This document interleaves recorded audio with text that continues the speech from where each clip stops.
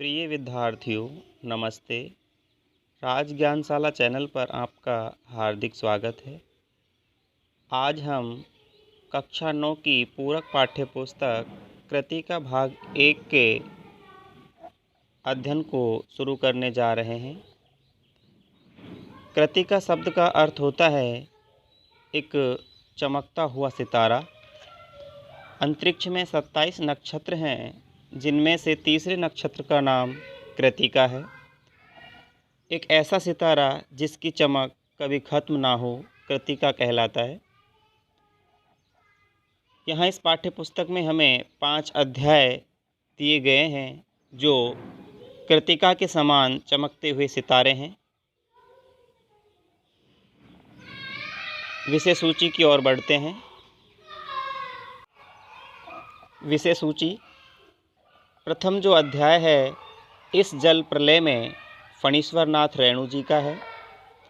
दूसरा अध्याय मेरे संग की औरतें मृदुला गर्ग का है।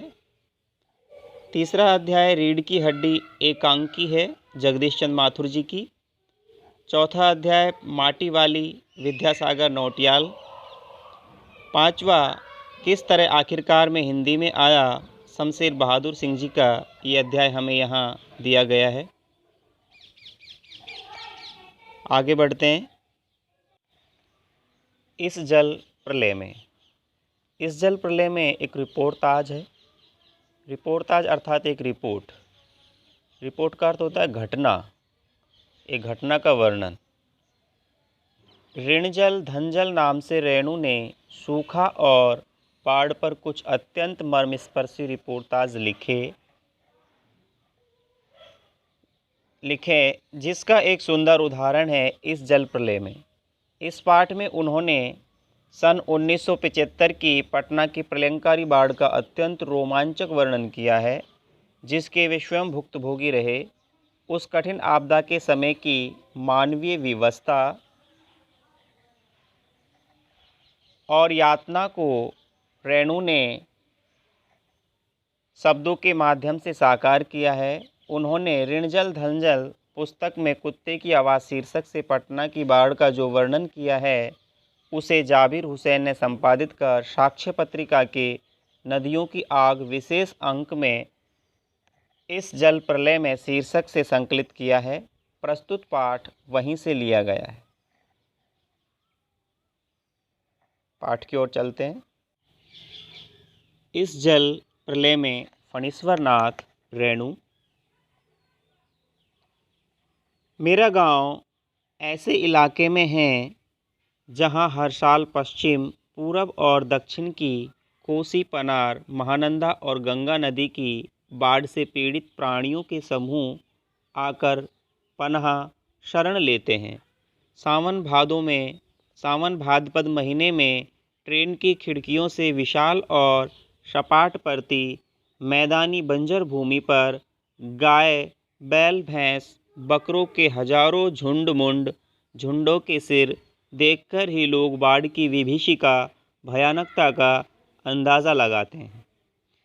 पर्ती क्षेत्र में जन्म लेने के कारण अपने गांव के अधिकांश लोगों की तरह मैं भी तैरना नहीं जानता, किंतु 10 वर्ष की उम्र से पिछले साल तक बॉय स्काउट, स्वयंसेवक, राजनीतिक कार्यकर्ता अथवा रिलीफ वर्कर की हैसियत से बाढ़ पीड़ित क्षेत्रों में काम करता रहा हूँ।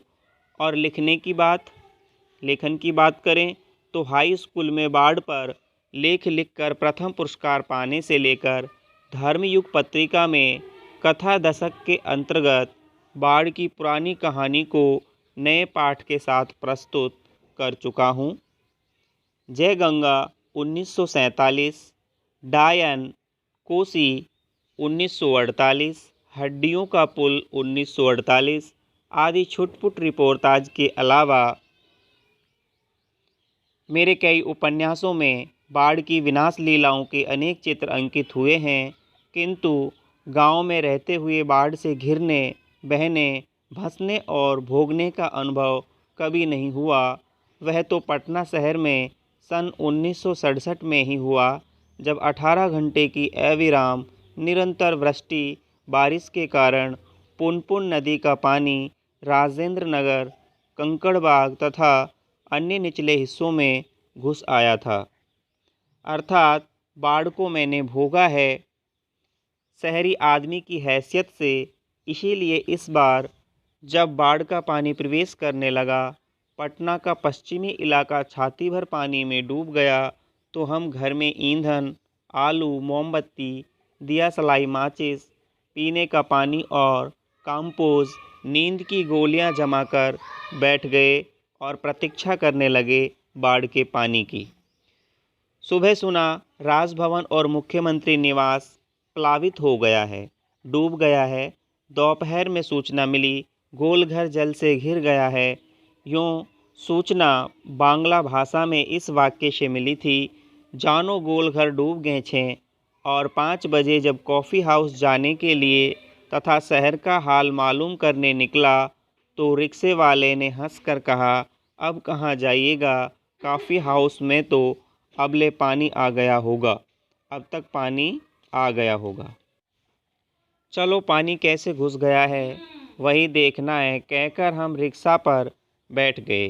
साथ में नई कविता के एक विशेषज्ञ व्याख्याता आचार्य कवि मित्र थे, जो मेरी अनवरत होता है निरंतर या लगातार, अनर्गल, बेतुकी, अनगढ़, बेडोल, टेढ़ा मेढ़ा, गद्य में स्वगोक्ति, अपने आप में कुछ बोलना, स्वकथन से कभी बोर नहीं होते थे।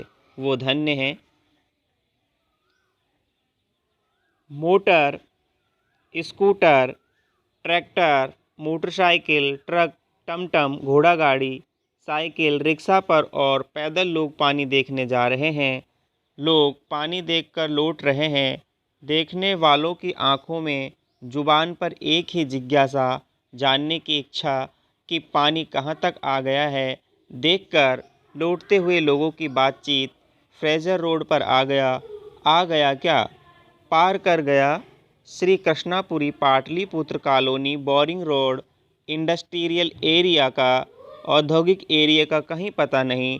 अब भट्टाचार्य रोड पर पानी आ गया होगा, छाती भर पानी है। वीमेंस कॉलेज, महिला कॉलेज के पास डुबाव पानी है, आ रहा है, आ गया, घुस गया, डूब गया, बह गया। हम जब कॉफ़ी हाउस के पास पहुँचे, कॉफ़ी हाउस बंद कर दिया गया था। सड़क के एक किनारे एक मोटी डोरी की शक्ल में गैरवा झाग, गैरवे रंग का झाग, फैन में उलझा, झागों में डूबा, फैन में उलझा पानी तेजी से सरकता आ रहा था। मैंने कहा, आचार्य जी, आगे जाने की ज़रूरत नहीं, वो देखिए आ रहा है मृत्यु का तरल दूत। लेखक ने यहाँ मृत्यु का तरल दूत गैरवा जो झाग है उसे कहा है। आतंक के मारे मेरे दोनों हाथ बरबस अनायास ही जुड़ गए और सभय प्रणाम निवेदन में, भय सहित प्रणाम निवेदन में मेरे मुंह से कुछ अस्पष्ट शब्द निकले। हाँ, मैं बहुत कायर और डरपोक हूँ। रिक्शा वाला बहादुर है, कहता है, चलिए ने थोड़ा और आगे। भीड़ का एक आदमी बोला, ए रिक्शा, करंट बहुत तेज़ है, अर्थात पानी की रफ्तार बहुत तेज़ है, आगे मत जाओ। मैंने रिक्शे वाले से अनूने भरे स्वर में कहा, लौटा ले भैया, आगे बढ़ने की ज़रूरत नहीं। रिक्शा मोड़कर हम अप्सरा सिनेमा हॉल के बगल से गांधी मैदान की ओर चले। प्लेस होटल और इंडियन एयरलाइंस दफ्तर के सामने पानी भर रहा था। पानी की तेज़ धारा पर लाल हरे नियन बिजली की चमक के समान विज्ञापनों की परछाइयाँ सैकड़ों रंगीन सांपों की सृष्टि कर रही थी। लगभग सैकड़ों जो सर्प हैं उनकी रचना कर रही थी। सृष्टि करना, रचना करना। गांधी मैदान की रेलिंग के सहारे हजारों लोग खड़े देख रहे थे। दशहरा के दिन रामलीला के राम के 10 रथ की प्रतीक्षा में जितने लोग रहते हैं उससे कम नहीं थे। गांधी मैदान के आनंद उत्सव, सभा सम्मेलन और खेल कूद की सारी स्मृतियों पर धीरे धीरे एक गैरवे रंग का आवरण आच्छादित हो रहा था। आच्छादित होना, ढकना। हरियाली पर सने सने धीरे धीरे पानी फिरते देखने का अनुभव सर्वदा नया था। इसी बीच एक अधेड़ आधी उम्र वाला 40 से 50 वर्ष की जिसकी उम्र है, मुष्टंड बलशाली जो है बलवान है, और गंवार जो असभ्य है, सभ्यता जिसमें नहीं है उसे गंवार कहा गया है, जोर जोर से बोल रहा था, यह जब दानापुर डूब रहा था तो पटनिया बाबू लोग उलटकर देखने भी नहीं गए, अब बूझो। पटनिया पटना के बाबू, पटना के रहने वाले लोगों को पटनिया कहा गया है। मैंने अपने आचार्य कवि मित्र से कहा, पहचान लीजिए, यही है वह आम आदमी। आम आदमी सामान्य व्यक्ति जिसकी खोज हर साहित्यिक गोष्ठियों में होती रहती है। उसके वक्तव्य में दानापुर के बदले उत्तर बिहार अथवा कोई भी बाढ़ग्रस्त ग्रामीण क्षेत्र जोड़ दीजिए। शाम के 7:30 बज चुके और आकाशवाणी के पटना केंद्र से, आकाशवाणी रेडियो स्टेशन के पटना केंद्र से स्थानीय समाचार प्रसारित हो रहा था। पान की दुकानों के सामने खड़े लोग चुपचाप उत्कर्ण कान लगा करके ध्यानमग्न होकर सुन रहे थे। पानी हमारे स्टूडियो की सीढ़ियों तक पहुंच चुका है और किसी भी क्षण स्टूडियो में प्रवेश कर सकता है। समाचार दिल दहलाने वाला था। कलेजा धड़क उठा, घबराहट बढ़ चली। मित्र के चेहरे पर भी आतंक की कई रेखाएं उभरी, किंतु हम तुरंत ही सहज हो गए, सामान्य हो गए, यानी चेहरे पर चेष्टा करके सहजता ले आए, क्योंकि हमारे चारों ओर कहीं कोई परेशान नज़र नहीं आ रहा था।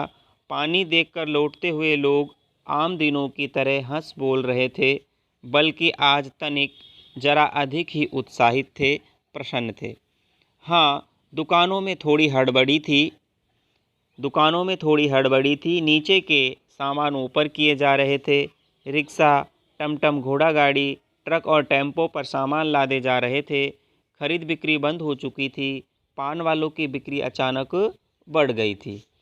आसन पास हुआ जानकर के संकट से कोई प्राणी आतंकित नहीं दिख रहा था। पान वाले के आदमकद आईने में उतने लोगों के बीच हमारी ही सूरतें मुहर्रमी नज़र आ रही थी। मुहर्रमी दुखी, मातमी। मुझे लगा अब हम यहाँ थोड़ी देर भी ठहरेंगे तो वहाँ खड़े लोग किसी भी क्षण ठठाकर हम पर हंस सकते थे। जरा इन बुज़दिलों का हुलिया देखो, बनावट देखो, पहनावा देखो, क्योंकि वहाँ ऐसी ही बातें चारों ओर से उछाली जा रही थी।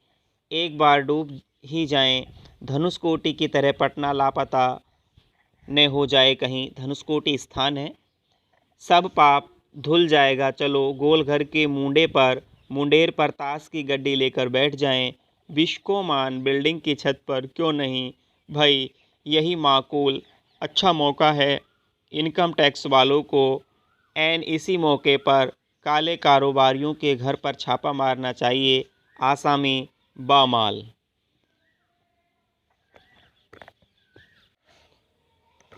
आसामी होता है काले धंधे वाले, बामाल माल सहित।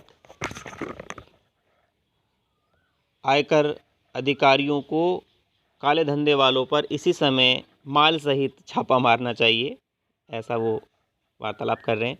राजेंद्र नगर चौराहे पर मैगजीन कॉर्नर की आखिरी सीढ़ियों पर पत्र पत्रिकाएं पूर्ववत बिछी हुई थी। सोचा एक सप्ताह की खुराक एक ही साथ ले लूँ, अर्थात पढ़ने के लिए एक साथ सप्ताह भर की पत्रिकाएं ले लूँ। क्या क्या ले लूँ, हेडली चेंज या एक ही सप्ताह में फ्रेंच जर्मन सिखा देने वाली किताबें अथवा योग सिखाने वाली कोई सचित्र किताब, चित्रों वाली किताब। मुझे इस तरह किताबों को उलटते पलटते देखकर दुकान का नौजवान मालिक कृष्णा पता नहीं क्यों मुस्कुराने लगा। किताबों को छोड़ कई हिंदी, बांग्ला और अंग्रेजी सीने पत्रिकाएं लेकर लौटा। सीने फिल्मी। मित्र से विदा होते हुए कहा, पता नहीं कल हम कितने पानी में रहें। बहरहाल जो कम पानी में रहेगा वह ज़्यादा पानी में फंसे मित्र की सुधि लेगा। फ्लैट में पहुंचा ही था कि जनसंपर्क की गाड़ी भी लाउड स्पीकर से घोषणा करती हुई राजेंद्र नगर पहुंच चुकी थी। हमारे गोलंबर के पास कोई भी आवाज़ चारों बड़े ब्लॉकों की इमारतों से टकराकर मंडराती हुई 4 बार प्रतिध्वनित होती है। सिनेमा अथवा लॉटरी की प्रचार गाड़ी यहाँ पहुँचते ही भाइयों पुकारकर एक क्षण के लिए चुप हो जाती है। पुकार मंडराती हुई प्रतिध्वनित होती है, भाइयों भाइयों भाइयों। एक अलमस्त जवान रिक्शा चालक है जो अक्सर रात के सन्नाटे में सवारी पहुंचाकर लौटते समय इस गोलंबर के पास आलाप उठता है, सुन मेरे बंधु रे न सुन मोरे मितवाए।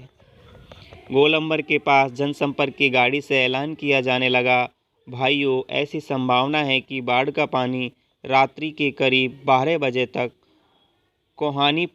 लोहानीपुर एक स्थान है, लोहानीपुर, कंकड़बाग और राजेंद्र नगर में घुस जाए। अतः आप लोग सावधान हो जाएं। प्रतिध्वनि सावधान हो जाएं, सावधान हो जाएं। आवाज़ गूंजती है। मैंने गृहस्वामिनी से पूछा, अपनी पत्नी से पूछा, गैस का क्या हाल है, अर्थात गैस सिलेंडर का क्या हाल है। बस उसी का डर है, अब ख़त्म होने वाला है। असल में सिलेंडर में मीटर वूटर की तरह कोई चीज़ नहीं होने से कुछ पता नहीं चलता, लेकिन अंदाज है कि 1 या 2 दिन कोयला है, स्टोव है, मगर किरासिन एक ही बोतल है, किरासिन मिट्टी का तेल। फ़िलहाल बहुत है, बाढ़ का भी यही हाल है। मीटर वूटर की तरह कोई चीज़ नहीं होने से पता नहीं चलता कि कब आधम के। मैंने कहा, जिस तरह से गैस सिलेंडर में मीटर नहीं होता, पता नहीं चलता कब खाली होगा, उसी तरह से बाढ़ का भी कोई मीटर नहीं होता, पता नहीं चलता कब आ जाए। सारे राजेंद्र नगर में सावधान सावधान ध्वनि कुछ देर गूंजती रही। ब्लॉक के नीचे की दुकानों से सामान हटाए जाने लगे। मेरे फ्लैट के नीचे के दुकानदार ने पता नहीं क्यों इतना कागज़ इकट्ठा कर रखा था, एक अलाव लगाकर सुलगा दिया। हमारा कमरा धुएं से भर गया। उसने कागज़ जला दिए थे। सारा शहर जगा हुआ है। पश्चिम की ओर कान लगाकर सुनने की चेष्टा करता हूँ। हाँ, पीर मुहानी या सालिमपुरा अहरा अथवा जनक किशोर नवल किशोर रोड की ओर से कुछ हलचल की आवाज़ आ रही है। लगता है 1-1:30 बजे रात तक पानी राजेंद्र नगर पहुँचेगा। सोने की कोशिश करता हूँ लेकिन नींद आएगी भी नहीं। कंपोज की टिकिया अभी नहीं। कुछ लिखूं, किंतु क्या लिखूं? असमंजस में है कवि। नींद की गोली लूं या लेखन कार्य करूं? क्या करूं? नींद आ नहीं रही है। शीर्षक बाढ़ आकुल प्रतीक्षा धत। शीर्षक के बारे में सोचते हैं कि बाढ़ आकुल प्रतीक्षा शीर्षक रख लेते हैं, लिखते हैं कुछ। नींद नहीं, स्मृतियां आने लगी एक एक कर, यादें आने लगी चलचित्र के बेतरतीब दृश्यों की तरह। चलचित्र टेलीविज़न के जो दृश्य होते हैं, फिल्म के दृश्यों की भांति। 1947 मनिहारी, तब पूर्णिया अब कटिहार जिला के इलाके में गुरुजी श्री सतीनाथ भादुड़ी के साथ गंगा मैया की बाढ़ से पीड़ित क्षेत्र में हम नाव पर जा रहे हैं। चारों ओर पानी ही पानी। दूर एक द्वीप टापू जैसा बालूचर दिखाई पड़ा। हमने कहा वहाँ चलकर जरा चहलकदमी करके टांगे सीधी कर लें। भादुड़ी जी कहते हैं, किंतु सावधान, ऐसी जगहों पर कदम रखने के पहले ये मत भूलना कि तुमसे पहले ही वहाँ हर तरह के प्राणी शरणार्थी के रूप में मौजूद मिलेंगे और सचमुच चींटी चींटे से लेकर सांप बिच्छू और लोमड़ी सियार तक यहाँ पनाह ले रहे हैं, शरण ले रहे हैं। भादुड़ी जी की हैसियत थी, हर नाव पर पका ही घाव। पानी में पैर की उंगलियां सड़ जाती हैं, तलवों में भी घाव हो जाता है। पकाही घाव की दवा, दिया सलाई की डिबिया और किरासिन तेल रहना चाहिए। और सचमुच हम जहाँ जाते, खाने पीने की चीज़ से पहले पकाही घाव की दवा और दिया सलाई की मांग होती। 1949 उस बार महानंदा की बाढ़ से घिरे वापसी थाना के एक गांव में हम पहुँचे। हमारी नाव पर रिलीफ के डॉक्टर साहब थे। गांव के कई बीमारों को नाव पर चढ़ाकर कैंप में ले जाना था। एक बीमार नौजवान के साथ उसका कुत्ता भी कुई कुई करता हुआ नाव पर चढ़ आया। डॉक्टर साहब कुत्ते को देखकर भीषण भयभीत हो गए। भयंकर डर गए और चिल्लाने लगे, आरे कुकुर नहीं, कुकुर नहीं, कुकुर को भगाओ, कुत्ते को भगाओ। बीमार नौजवान छप से पानी में उतर गया। हमार कुकुर नहीं जाएगा तो हम हूँ नहीं जाएगा। फिर कुत्ता भी छपाक पानी में गिरा। हमारा आदमी नहीं जाएगा तो हम हूँ नहीं जाएगा। परमान नदी की बाढ़ में डूबे हुए एक मुसहरों की बस्ती में हम राहत बांटने गए। खबर मिली थी वे कई दिनों से मछली और चूहों को झुलसा कर खा रहे हैं, किसी तरह जी रहे हैं। किंतु टोले के पास जब हम पहुँचे तो ढोलक और मंजीरा की आवाज़ सुनाई पड़ी। जाकर देखा एक ऊंची जगह मचान बनाकर स्टेज की तरह बनाया गया है। बलवाही एक प्रकार का लोक नृत्य होता है। नाच हो रहा था।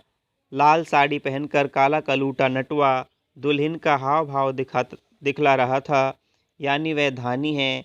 घरनी धानी अर्थात घरवाली घर छोड़कर मायके भागी जा रही है और उसका घरवाला पुरुष उसको मनाकर राह से मार्ग से लौटाने गया है।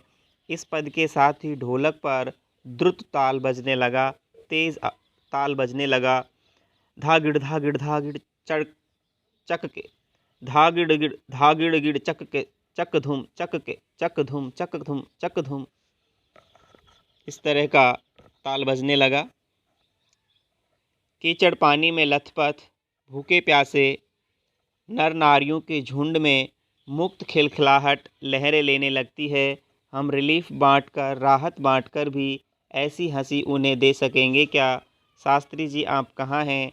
बलवाही नाच की बात उठते ही मुझे अपने परम मित्र भोला शास्त्री की याद हमेशा क्यों आ जाती है। यह एक बार 1937 में सिमरवनी शंकरपुर में बाढ़ के समय नाव को लेकर लड़ाई हो गई थी। मैं उस समय बालचर बॉय स्काउट था। गांव के लोग नाव के अभाव में केले के पौधे का भेला बनाकर किसी तरह काम चला रहे थे और वहीं जमींदार के लड़के नाव पर हारमोनियम तबला के साथ झिंझिर जल विहार करने निकले थे। गांव के नौजवानों ने मिलकर उनकी नाव छीन ली थी। थोड़ी मारपीट भी हुई थी और 1967 में जब पुनपुन नदी का पानी राजेंद्र नगर में घुस आया था, एक नाव पर कुछ सजे धजे युवक और युवतियों की टोली किसी फिल्म में देखे हुए कश्मीर का आनंद घर बैठे लेने के लिए निकली थी। नाव पर स्टोव जल रहा था, केतली चढ़ी हुई थी, बिस्कुट के डिब्बे खुले हुए थे। एक लड़की प्याली में चम्मच डालकर एक अनोखी अदा से नेस्कैफ़े के पाउडर को मथ रही थी, एस्प्रेसो बना रही थी। शायद दूसरी लड़की बहुत मनोयोग से कोई सचित्र और रंगीन पत्रिका पढ़ रही थी। एक युवक दोनों पाँवों को फैलाकर बांस की लग्गी से नाव खे रहा था। दूसरा युवक पत्रिका पढ़ने वाली लड़की के सामने अपने घुटने पर कहोनी टेक कर कोई मनमोहक डायलॉग बोल रहा था। पूरे वॉल्यूम में बजते हुए ट्रांजिस्टर पर गाना आ रहा था, हवा में उड़ता जाए मोरा लाल दुपट्टा मलमल का, हो जी।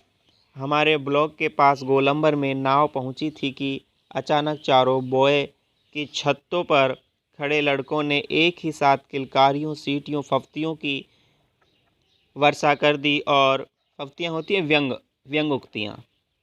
और इस गोलंबर में किसी भी आवाज़ की प्रतिध्वनि मंडरा मंडरा कर गूंजती है।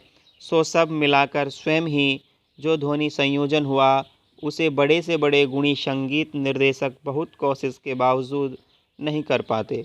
उन फूहड़ युवकों की सारी बेढंगे युवकों की सारी एग्जिबिशनिज्म तुरंत छूमंतर हो गई और युवतियों के रंगे लाल लाल होठ और गाल काले पड़ गए। नाव पर अकेला ट्रांजिस्टर था जो पूरे दम के साथ मुखर था, नैया तोरी मंझधार, होशियार होशियार। एग्जिबिशनिज्म होता है प्रदर्शन करना, प्रदर्शन को एग्जिबिशनिज्म बोलते हैं। काहो राम सिंगार पनिया आ रहलो है, ऊहे ने आ रहलो है, 2:30 बज गए मगर पानी अब तक आया नहीं, लगता है कहीं अटक गया अथवा जहाँ तक आना था आकर रुक गया। अथवा तटबंध पर लड़ते हुए इंजीनियरों की जीत हो गई। शायद या कोई देवी चमत्कार हो गया, नहीं तो पानी कहीं भी जाएगा तो किधर से? रास्ता तो इधर से ही है। चारों ब्लॉकों के प्राय सभी फ्लैटों की रोशनी जल रही है, बुझ रही है। सभी जगे हुए हैं। कुत्ते रह रहकर सामूहिक रुदन करते हैं और उन्हें राम सिंगार की मंडली डांट कर चुप करा देती है। चौप चौप। मुझे अचानक अपने उन मित्रों और स्वजनों, अपने परिजनों की याद आई जो कल से ही Pataliputra colony, Krishnapuri, boring road के अथाह गहरे जल में घिरे हैं। जितेंद्र जी, विनीता जी, बाबू भैया, इंदिरा जी पता नहीं कैसे हैं, किस हाल में हैं वे। शाम को एक बार पड़ोस में जाकर टेलीफोन करने के लिए फ़ोन उठाया। बहुत देर तक कई नंबर डायल करता रहा। उधर सन्नाटा था एकदम, कोई शब्द नहीं, टुंग फुंग कुछ भी नहीं। बिस्तर पर करवट लेते हुए फिर एक बार मन में हुआ कुछ लिखना चाहिए, लेकिन क्या लिखना चाहिए? कुछ भी लिखना संभव नहीं, और क्या ज़रूरी है कि कुछ लिखा ही जाए? नहीं, फिर स्मृतियों को जगाऊं तो अच्छा। पिछले साल अगस्त में नरपतगंज थाना चकरदहा गांव के पास छाती भर पानी में खड़ी एक आसन्न प्रसवा, जिसे आजकल में ही बच्चा हुआ है उसे आसन्न प्रसवा कहते हैं, हमारी और गाय की तरह टुकुर टुकुर देख रही थी। नहीं, अब भूली बिसरी याद नहीं। बेहतर है आंखें मूंद कर सफ़ेद भेड़ों के झुंड देखने की चेष्टा करूं। उजले उजले सफ़ेद भेड़ों के झुंड, किंतु सभी उजले भेड़ अचानक काले हो गए। बार बार आंखें खोलता हूँ, मूंदता हूँ, काले को उजाला करना चाहता हूँ। भेड़ों के झुंड भूरे हो जाते हैं। उजले भेड़, काले भूरे किंतु उजले उजले गेहुए रंग के भेड़। ओई खादखो, ओई धाख्यो, ऐसे गैछे जल। झकझोर कर मुझे जगाया गया। घड़ी देखी, ठीक 5:30 बज रहे थे। सवेरा हो चुका था।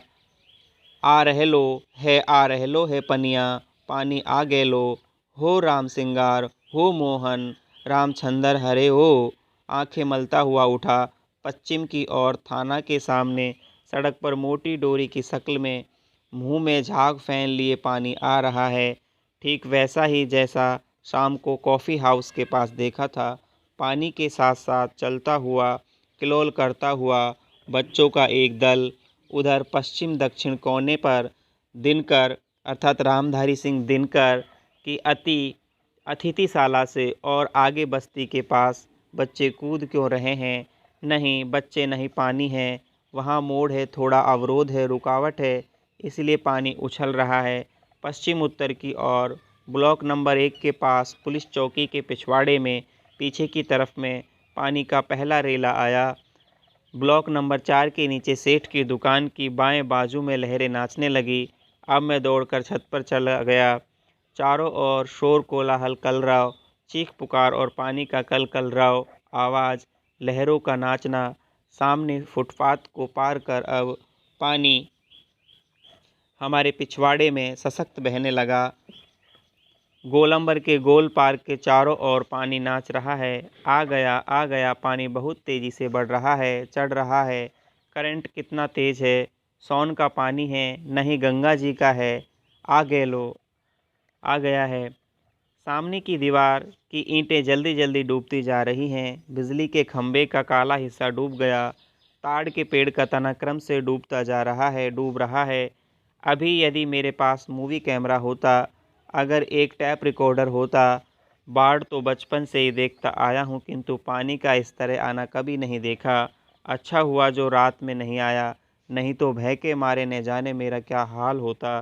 देखते ही देखते गोल पार्क डूब गया, हरियाली लोप हो गई।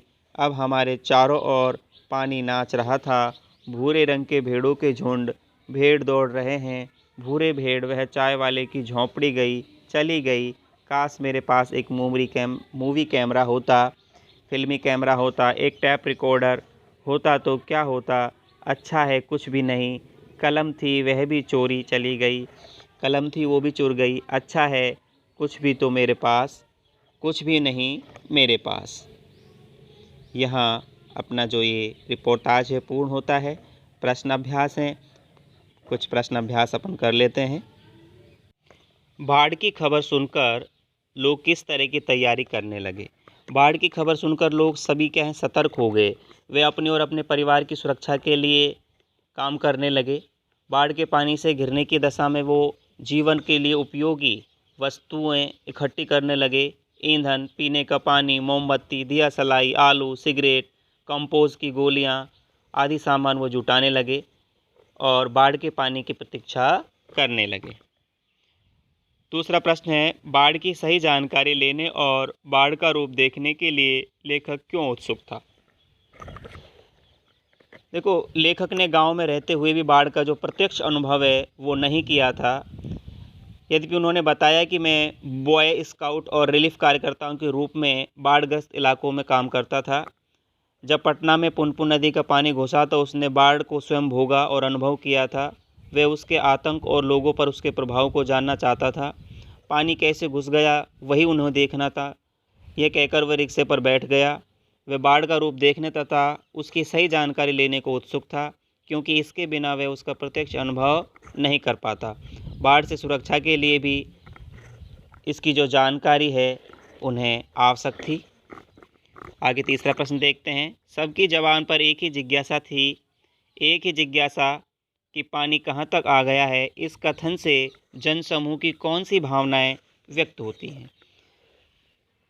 देखो, सबकी जो भावना है वो जिज्ञासा ये थी कि पानी शहर में कहाँ तक आ गया है। ये कथन लोगों के मन की अनेक भावनाओं को व्यक्त करता है कि वे बाढ़ से भयभीत हैं, डरे हुए हैं, आतंकित हैं, क्योंकि बाढ़ का पानी नगर को संकट में डाल सकता था और जन धन को हानि पहुंचा सकता था। इससे लोगों की जो सतर्कता है और सावधानी है वो दिखाई पड़ती है। बाढ़ की सही जानकारी करके नगर और नगरवासियों की सुरक्षा लोग करना चाहते थे। चौथा प्रश्न है, बहुत अच्छा प्रश्न है। मृत्यु का तरल दूत किसे कहा गया है और क्यों?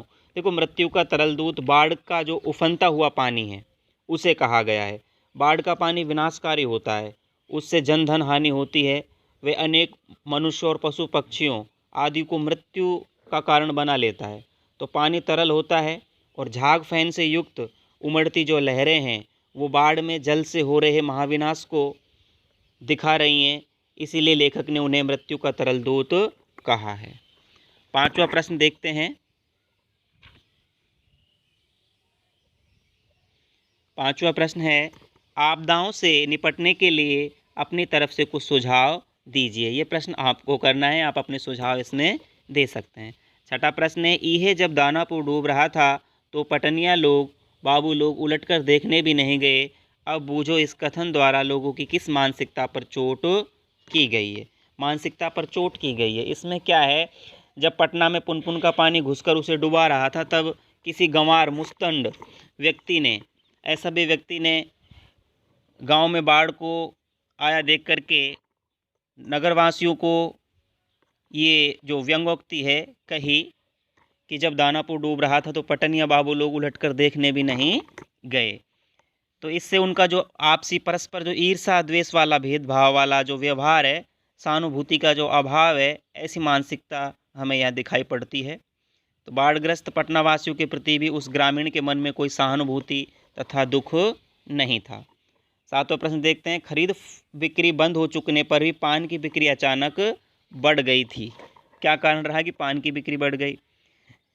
दुकानदार अपने सामानों की सुरक्षा में लगे हुए थे, उनका ध्यान सामान बेचने पर नहीं था। ग्राहक भी बाढ़ के बारे में जानने को उत्सुक थे तथा चीज़ें खरीदने में रुचि नहीं दिखा रहे थे। इसलिए क्या है, खरीद बिक्री बंद थी, लेकिन पान की बिक्री बढ़ गई थी। क्यों? क्योंकि लोग बाढ़ देखने आ जा रहे थे और रेडियो पर होने वाली घोषणाएं सुन रहे थे और उन्होंने समय बिताने के लिए पान का आनंद लेना चाहा, इसलिए पान की जो बिक्री है बढ़ गई थी। जब लेखक को यह एहसास हुआ कि उसके इलाके में भी पानी घुसने की संभावना है तो उसने क्या क्या प्रबंध किए? लेखक ने तुरंत अपनी पत्नी से रसोई गैस के बारे में पूछा। खाना बनाने के लिए ईंधन, गैस, केरोसिन, स्टोव आदि की व्यवस्था की और बिजली जाने की स्थिति में प्रकाश के लिए उन्होंने दिया सलाई, माचिस तथा मोमबत्ती और भोजन के लिए आलू, पीने के पानी आदि का प्रबंध किया। और समय व्यतीत करने के लिए उन्होंने कुछ पत्र पत्रिकाएं भी खरीद ली, और नींद न आने के लिए, नींद लाने के लिए कंपोज की गोलियां खरीद ली। पानी अधिक बढ़ने की अवस्था में मकान की छत पर जाकर रहने का प्रबंध भी उन्होंने कर लिया था। तो ये सभी प्रबंध लेखक द्वारा किए गए।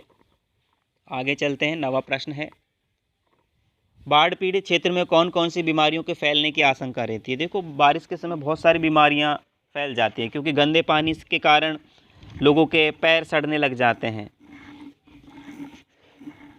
पैरों में खुजली हो जाती है, उल्टी, दस्त, हैजा आदि बीमारियां फैल जाती हैं, मलेरिया भी हो जाता है, मच्छरों का प्रकोप बढ़ जाता है, सर्दी जुकाम भी हो जाता है। तो बारिश के मौसम में हमें सावधानी बरतनी चाहिए, ये यहाँ दर्शाया गया है। बारिश के कारण कई सारी बीमारियां पैदा हो जाती हैं। 10वां प्रश्न देखते हैं, नौजवानों के पानी में उतरते ही कुत्ता भी पानी में कूद गया, दोनों ने किन भावनाओं के वशीभूत होकर ऐसा किया। बीमार नौजवान के साथ कुत्ता भी नाव पर चढ़ गया था। डॉक्टर के मना करने पर नौजवान पानी में कूद गया, और नाव से कूदते ही कुत्ते ने भी पानी में छलांग लगा दी थी। नौजवान और कुत्ते के इस काम से दोनों के एक दूसरे के प्रति जो प्रेम भाव था ना, वो प्रकट हुआ है, स्वामी भक्ति प्रकट हुई है। नौजवान कुत्ते को इतना चाहता था कि उसके बिना वे इलाज के लिए नाव पर अकेला जाना ही नहीं चाहता था, और कुत्ता भी अपना स्वामी भक्त था, स्वामी का भक्त था, वह भी अपने मालिक के बिना नाव पर नहीं चढ़ना चाहता था। इससे उनकी आपसी आत्मीयता, निकटता और स्नेह जैसे भाव में वो व्यक्त हुए हैं। आगे चलते हैं। 11वां प्रश्न है, अच्छा है कुछ भी नहीं, कलम थी वह भी चोरी चली गई। अच्छा है कुछ भी नहीं मेरे पास, मूवी कैमरा, टैप रिकॉर्डर आदि की तीव्र उत्कंठा होते हुए भी लेखक ने अंत में उपयुक्त कथन क्यों कहा। अंत में ये उन्होंने कथन कहा है। देखो, बाढ़ का पानी बढ़ रहा था और सामने ईंटों की दीवार, बिजली का खंभा और ताड़ के पेड़ का तना डूबते जा रहे थे। चारों ओर चीख पुकार, शोरगुल, हो हल्ला, कलरव, कलकलाहट की आवाज़ें थी। एक क्षण लेखक के मन में विचार उठा कि उसके पास मूवी कैमरा होता और टैप रिकॉर्डर होते तो वह इन दृश्यों और ध्वनियों को इकट्ठा कर लेता, संजो कर रख सकता था। परंतु दूसरे क्षण उसने इस विचार से मुक्ति पा ली। उसकी जो कलम थी वो भी खो गई थी। वह इस बाढ़ पर कुछ लिख भी नहीं सकता था। लेखक ने माना कि वह डरपोक है। बाढ़ के विनाश और उससे पीड़ितों के कष्ट को रिकॉर्ड करने का साहस उसमें है ही नहीं। वह बाढ़ को प्रत्यक्ष देखना और उसे भोगना चाहता था, उसकी सजीव अनुभूति चाहता था। इस कारण अपनी तीव्र उत्कंठा से वह शीघ्र ही मुक्ति पा लेता है, क्योंकि वो प्रत्यक्ष उसको अनुभव करना चाहता था। जब वो लिखता या कैमरे में उसको शूट करता, ध्वनि को रिकॉर्ड करता, तो उसका जो स्वयं का निजी जो आनंद है वो गायब हो जाता। आगे 12वां प्रश्न है, आपने भी देखा होगा कि मीडिया द्वारा प्रस्तुत की गई घटनाएं कई बार समस्याएं बन जाती हैं। ऐसी किसी घटना का उल्लेख कीजिए। कई बार मीडिया किसी बात को बहुत बड़ा चढ़ा करके पेश कर देता है, जिससे कि कई समस्याएं पैदा हो जाती हैं। तो आप ऐसी किसी घटना का वर्णन कर सकते हो। 13वां प्रश्न है, अपनी देखी सुनी किसी आपदा का वर्णन कीजिए। अपनी आंखों देखी किसी भी आपदा का आप वर्णन यहाँ पर कर सकते हैं। यहाँ अपना जो अध्याय है पूर्ण होता है। सभी को धन्यवाद।